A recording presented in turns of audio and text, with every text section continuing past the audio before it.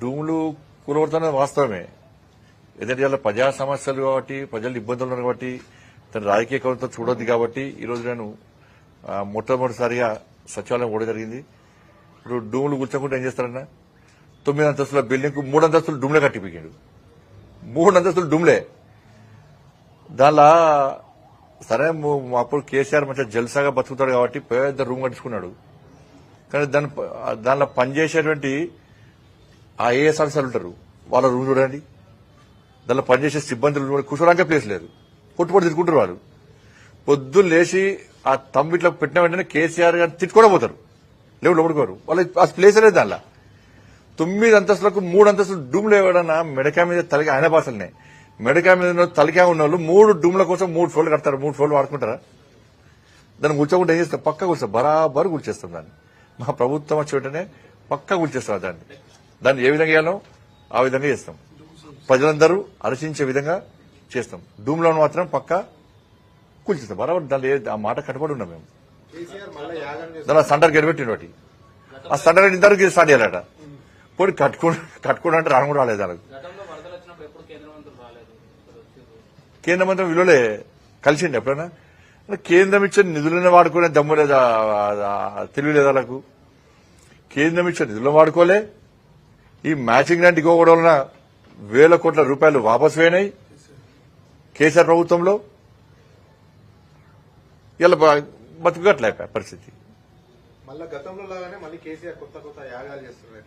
ఏం యాగలే, నవగ్రహ యాగం, దశగ్రహ యాగం చేయాలి. ఈయననే దశగ్రహం, ఇంకో గ్రహం ఈయననే. ఆ గ్రహాలను నవ్వుకుంటున్నాయట. మేము పూజ చేసుకుంటామా అనుకుంటున్నాయట. ఏం అవసరం చెప్పే? నువ్వు ముఖ్యమంత్రి అవుతావి, నీ పూజలు ఏమవసరం? ఏదో చూసాను అది రీఎంట్రీ అట. తెలంగాణ రాష్ట్ర ప్రజలు నీకు నో ఎంట్రీ బోర్డు పెట్టిరు ఆల్రెడీ.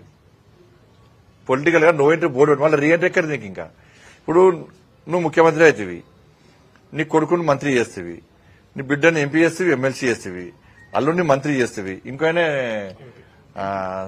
సంతోష్ రావు గారు ఆయనను రాజ్యసభ ఎంపీ చేస్తేవి. ఇంకేం కావాలి? ఇక నువ్వే బతకాలి అని కుటుంబమే పొట్టుబడి సంపాదించుకోవాలి. ఏసీగా ఏదో ఒడ్డుబడ్డ చేపట్ల గిలగిలా కొట్టుకుంటాడు, బయటకు వెళ్తున్నాడు. ఏం యాగం చేస్తూ చెప్పు నాకు. నువ్వు ఇలా యాగము ఇలా తెలంగాణ రాష్ట్ర ప్రజలు వరదలతో ఇబ్బంది పడుతున్నారు. అతి భారీ వర్షాలు పడడం వలన కొన్ని ప్రాంతాల్లో ఆస్తులు వేనాయి, బ్రిడ్జులు కూలినాయి, పొలాలు వేనాయి, పోల్స్ వేనాయి, రైల్వే ట్రాక్లు వేనాయి, మొత్తం ఎక్కడికక్కడ కూలిపోయినాయి. నువ్వు నీ యాగం చేసేటప్పుడు దీని నుంచి ప్రజలను కాపాడాలి, ప్రజలు సుఖ సంతోషాలతో ఉండాలి, ఈ కష్టాల బారి నుంచి బయటికి రావాలి, ఇటువంటి ఇబ్బందులు రావద్దని పూజ చేసినావా?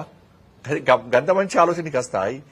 మళ్ళీ నేను వెంటనే ప్రభుత్వం ఈ పోవాలి, వాడు వాళ్ళ వీళ్ళు వాళ్ళ నేను ముఖ్యమంత్రి వెంటనే రావాలి, నా కొడుకు మంత్రి చేయాలి, లేకుంటే కొంచెం ఎగ్జామ్షన్ ఏమైనా కొంచెం ఇచ్చి నా కొడుకును ముఖ్యమంత్రి చేయాలని కోరుకున్నావు కావచ్చు. రెండు బిడ్డ వచ్చిందని బిడ్డను ముఖ్యమంత్రి చేయాలని కోరుకున్నావు కావచ్చు. అంతే. నువ్వు చేసే పూజలని గివే, అన్ని గివే దరిద్రపోయే, అన్ని గివే దరిద్రపు ఆలోచనలు. ఎవరికి ఏం కనీసం ఎవరికి ఒక పైసా మందం లాభం జరగని దరిద్రపు ఆలోచనలు వచ్చినట్టనే ఆయనకేస్తాయి. కానీ ఎందుకు చేసిన పూజలు? నవగ్రహాలు కాదు, తెలంగాణలో దశగ్రహాలు ఉండే, ఓ గ్రహం వీకింది.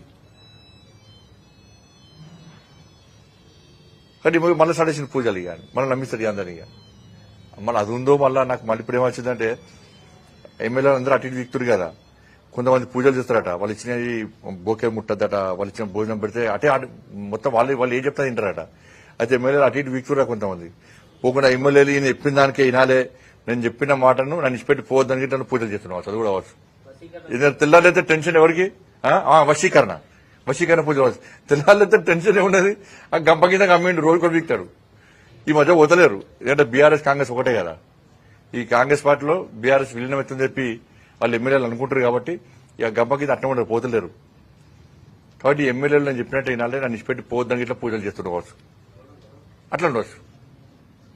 అంత వేరే ఏం ఈ అన్న మంచి గురించి పూజలు చేసేటువంటి ఆలోచన ఆయనకు ఉండదు. అట్లయితే కేసీఆర్ కాదు ఆయన, అట్లా నిజంగా చేస్తే కేసీఆర్ కాదు ఆయన. ధన్యవాదాలు.